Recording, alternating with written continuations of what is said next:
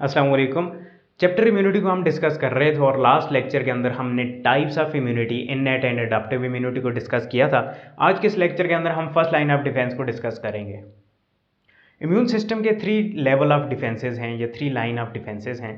First line of defence, second line of defence and third line of defence. इसका मतलब ये है कि पैथोजेंस जो कि डिजीज़ काजिंग एजेंट हैं, उन्हें 3 किस्म की रुकावटों का सामना करना पड़ता है। सबसे फर्स्ट जो रुकावट है उनके रास्ते में, जो पहली रुकावट है उसे फर्स्ट लाइन ऑफ डिफेंस कहते हैं। जो सेकंड टाइप की रुकावट है या रेजिस्टेंस है उसे second line of defence, and जो थर्ड नंबर पर आती है रेजिस्टेंस, उसे थर्ड लाइन ऑफ डिफेंस कहते हैं।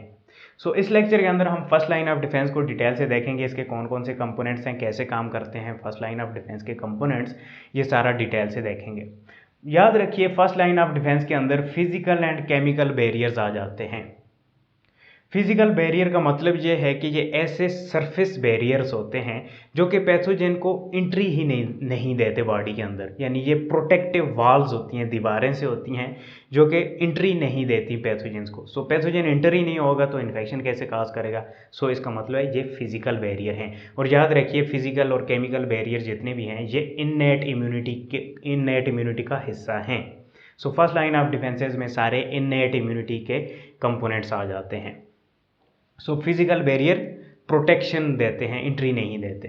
फिर केमिकल बैरियर्स आ जाते हैं जो कि कुछ सिक्रीशन कर रहे होते हैं, ऐसे केमिकल्स होते हैं जो कि पैथोजेंस को किल करते हैं या पैथोजेंस को सर्वाइव करने में मुश्किलात होती हैं उन केमिकल्स के अंदर, जिसकी वजह से पैथोजेन जो हैं वहाँ पर सर्वाइव नहीं कर पाते या मल्टीप्लाई नहीं कर पाते।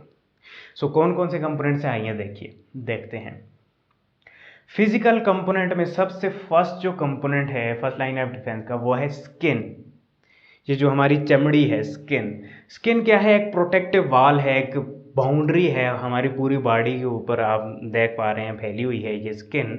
और इसका काम क्या है? प्रोटेक्शन देना अगेंस्ट द पैथोजन, और ये पेनिट्रेट नहीं होने देती पैथोजेंस को, यानी हमारी बॉडी के अंदर पैथोजेंस को एंटर नहीं होने देती ये स्किन। यानी इसके जो सेल्स हैं ये इतने आपस में जुड़े होते हैं टाइटली कि पैथोजेंस इन सेल से इंटर नहीं हो पाते बॉडी के अंदर। पैथोजन को रास्ता चाहिए होता है एंट्री के लिए बॉडी के अंदर। अगर हमें हमारी स्किन में कोई कट लगता है तो पैथोजन को रास्ता मिल सकता है एंट्री का, अदरवाइज पैथोजन इंटर नहीं हो पाते। क्यों नहीं हो पाते, आइए देखते हैं। ये स्किन क्या है? क्रॉस सेक्शनल एरिया मैंने दिखाया आपको। स्किन की जो आउटर मोस्ट सरफेस लेयर है उसे एपिडर्मिस कहा जाता है। एपिडर्मिस मीन अबव या ऑन द टॉप या आउटर मोस्ट, कुछ भी आप कह सकते हैं। ये इसके नीचे वाली जो लेयर है उसे डर्मिस कहा जाता है, and then the last layer is called hypodermis. Dermis की ऊपर वाली लेयर एपिडर्मिस, डर्मिस की नीचे वाली लेयर हाइपोडर्मिस। ये ऊपर वाली स्किन की जो ऊपर वाली सरफेस लेयर है इसे एपिडर्मिस कहा जाता है। इसकी खुसूसियत ये है कि एपिडर्मिस एपिथेलियल सेल से मिलकर बनी होती है।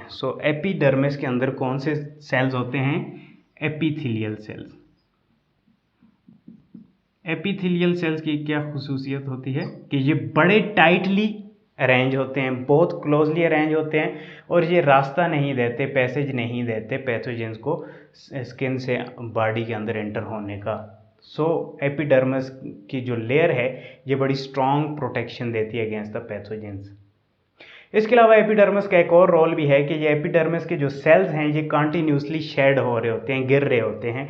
नीचे से नए सेल्स बनते हैं, ऊपर वाले गिरते हैं। यहाँ पर अगर पैथोजेंस बैठे हैं तो जब ये सेल्स गिर जाते हैं डेड होकर, तो इन सेल्स के साथ पैथोजन जो अटैच हैं वो भी गिर जाते हैं और नीचे नए सेल्स आ जाते हैं। ये 2 टाइप के फंक्शन है। एक तो ये प्रोटेक्शन देते हैं, एंट्री नहीं देते, और साथ साथ जो पैथोजन ऊपर अटैच हैं उन्हें अपने साथ जब ये सेल डेड होकर गिरते हैं तो वो पैथोजेंस भी साथ में शेड हो जाते हैं।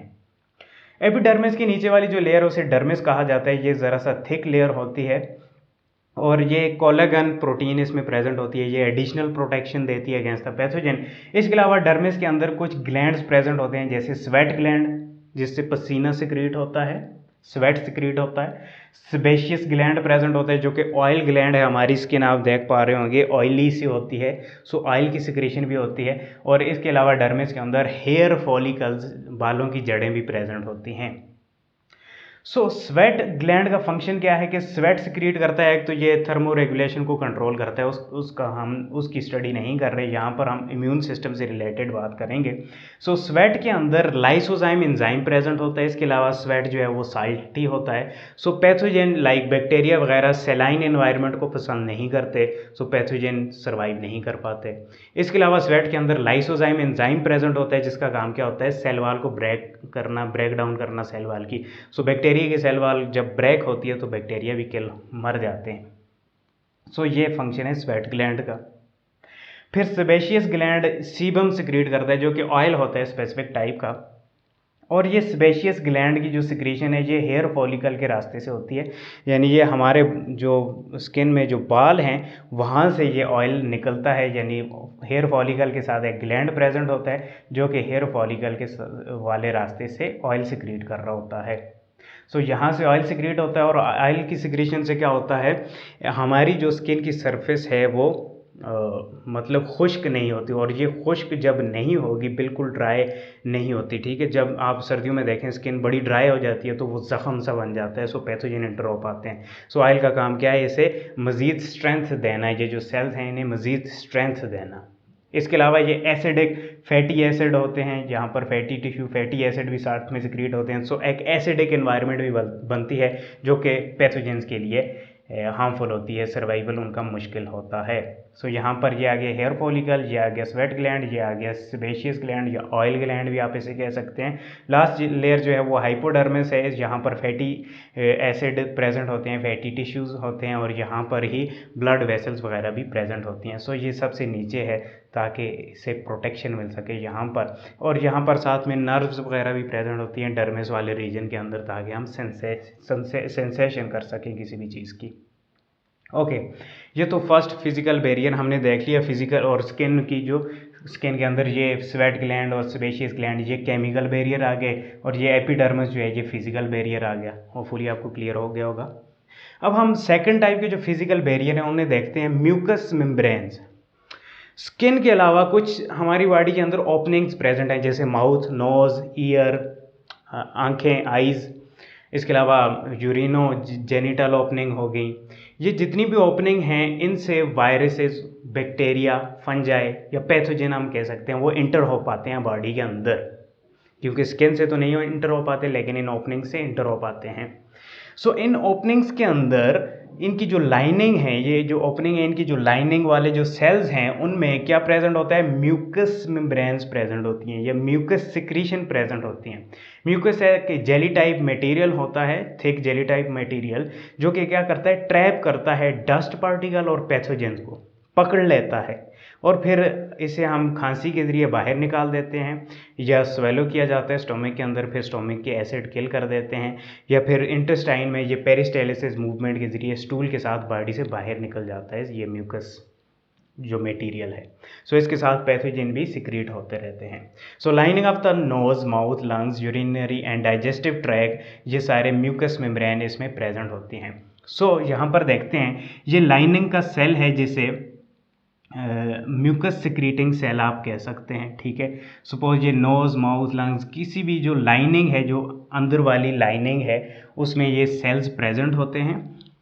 और इन सेल्स की खुसूसियत ये होती है कि ये सपोज आ गया एंडोप्लाज्मिक रेटिकुलम, और यहाँ से क्या है, सिक्रीटरी वेजिकल निकलते हैं, ये गोल्जी बॉडीज, ये सारी चीज़ें मिलकर सिक्रीटरी वेजिकल्स बनाते हैं। सिक्रीटरी वेजिकल्स के अंदर म्यूकस प्रेजेंट होता है, और ये म्यूकस जो है ये जिलेटिनस मटेरियल है, ये सेल से बाहर इस तरीके से निकल कर एक्यूमुलेट होना शुरू हो जाता है। यहाँ पर एक्यूमुलेशन ऑफ म्यूकस होती रहती है। हमारे सेल्स के बाहर एक लेयर सी बन जाती है म्यूकस की, जो कि एक सरफेस बैरियर या फिजिकल बैरियर प्रोवाइड करती है, डिफेंस प्रोवाइड करती है अगेंस्ट द पैथोजन। और यहाँ पर पैथोजन आकर अटैच होते हैं और फिर खांसी के ज़रिए बाहर निकल जाते हैं या फिर स्वॉलो किए जाते हैं, ठीक है। ये बहुत इंपॉर्टेंट एक सरफेस बैरियर है।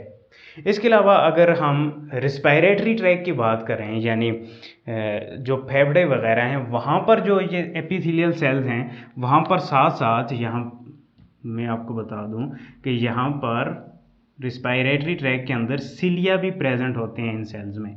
और सिलिया का काम क्या होता है कि ये जो म्यूकस है इसको प्रोपेल करते रहना, ठीक है, क्योंकि ईसोफेगस से तो हम स्वेलो कर सकते हैं या खांसी के ज़रिए बाहर निकाल सकते हैं, जबकि जो रेस्पिरेटरी ट्रैक है वहाँ पर ये जो सेल्स हैं इनके जो बाउंड्री है वहाँ पर सिलिया प्रेजेंट होते हैं।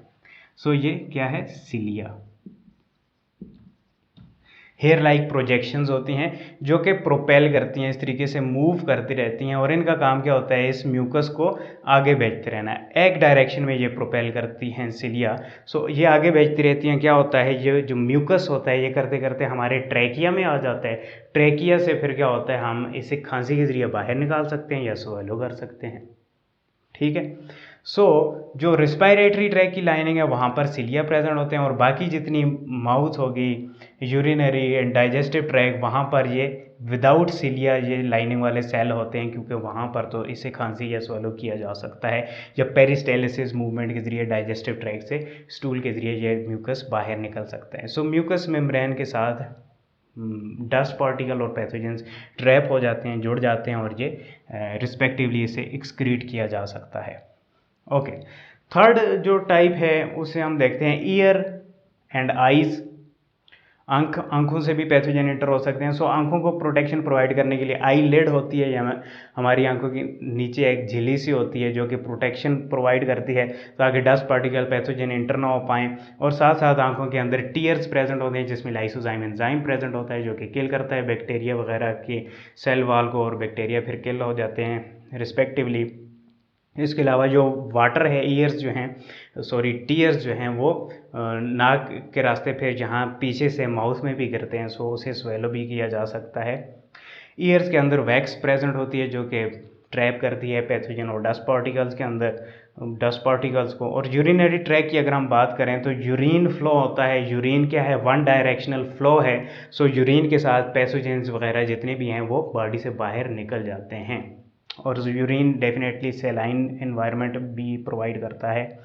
इसके अलावा माउथ की बात करें तो माउथ के अंदर सलाइवा होता है। सलाइवा के अंदर भी एंजाइम्स होते हैं, लाइसोजाइम वगैरह होते हैं जो कि बैक्टीरिया वगैरह को किल करते हैं। इसके अलावा मतलब कंटिन्यूसली सलाइवा मुंह में बन रहा होता है और स्वलो किया जाता है। सो बैक्टीरिया वगैरह को ज़्यादा टाइम नहीं मिलता वहाँ पर मल्टीप्लाई करने का। स्टोमिक एसिड की अगर हम बात करें, डाइजेस्टिव ट्रैक के अंदर स्टोमिक एसिड है जो कि बहुत एसिडिक एनवायरनमेंट देता है जहाँ पर मोस्ट पैथोजन सर्वाइव नहीं कर पाते, किल हो जाते हैं।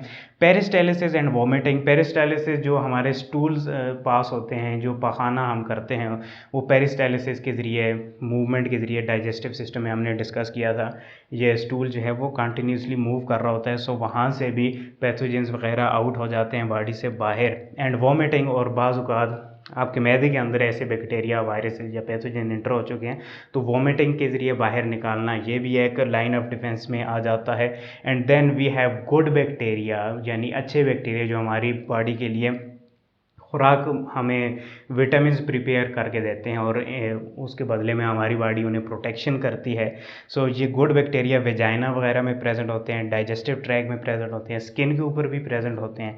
गुड बैक्टीरिया का काम क्या होता है कि ये हार्मफुल बैक्टीरिया को जगह नहीं प्रोवाइड करते। सो एक कॉलोनी है, सपोज उसमें 10 घर हैं, तो बाहर से एक बंदा आया है, उसे घर चाहिए, तो रहने के लिए घर चाहिए, और वो 10 घर ऑलरेडी ऑक्यूपाइड हैं, फुल हैं, तो डेफिनेटली उसको वो घर वहाँ पर कोई भी नहीं मिलेगा। सो यही फिनोमेना है यहाँ पर। गुड बैक्टीरिया ने सारी जगह घेरी होती हैं, सो जो हार्मफुल बैक्टीरिया उन्हें फूड नहीं मिलता, न्यूट्रिशन नहीं मिलती, वो सर्वाइव नहीं कर पाते।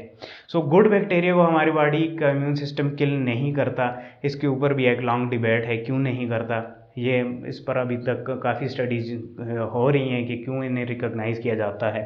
सो इस पर फिर कभी बात करेंगे।